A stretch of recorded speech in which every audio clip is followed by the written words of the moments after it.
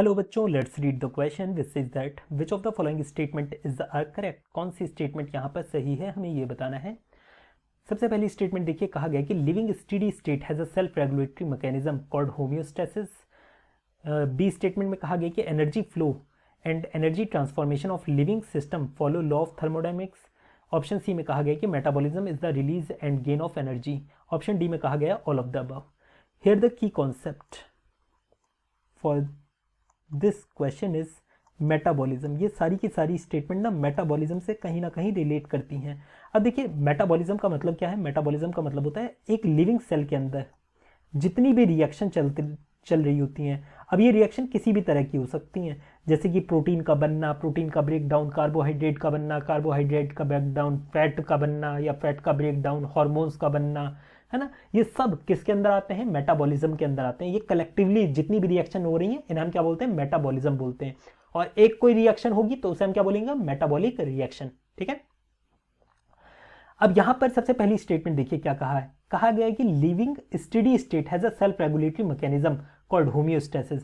अब ये इसका मतलब क्या है ये समझिए। मान लीजिए आप लेह लद्दाख में हो, है ना। वहां पर तो सर्दियों में नेगेटिव में टेम्परेचर चला जाता है, और वहीं थार डेजर्ट जो राजस्थान में है वहां का टेम्परेचर कितना जाता है गर्मियों में वहां पर 60 55 ऐसे चला जाता है ना।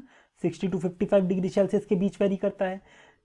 पर अगर आप लेह लद्दाख जाओगे सर्दियों में, तब भी आपकी बॉडी का टेम्परेचर 37 डिग्री सेल्सियस रहेगा। और थार डेजर्ट में जाओगे गर्मियों में, तब भी आपकी बॉडी का इंटरनल टेम्परेचर 37 डिग्री सेल्सियस होगा। क्यों? ताकि ये जो रिएक्शन हो रही है आपकी बॉडी के अंदर, ये परफेक्टली चलती रहे। क्योंकि ये सारी कैसी होती है, एंजाइम मेडिएटेड रिएक्शन होती है।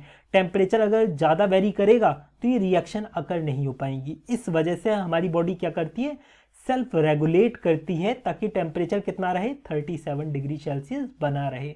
इस प्रोसेस को हम क्या बोलते हैं, होम्योस्टेसिस कहते हैं। तो ये वाली स्टेटमेंट हमारी करेक्ट दे रखी है। बी स्टेटमेंट देखिए, बोला गया है energy flow and energy transformation of living system follow law of thermodynamics.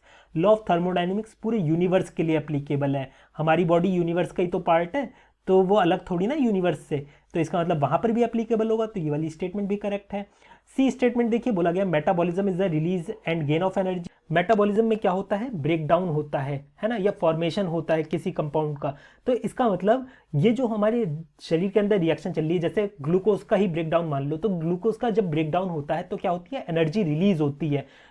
जो एनर्जी रिलीज होगी एटीपी या NADH2 की फॉर्म में, वो हमारी बॉडी क्या करेगी, उसका फर्दर ब्रेक डाउन करके एटीपी बनाएगी और एटीपी से अपना वर्क करवाएगी।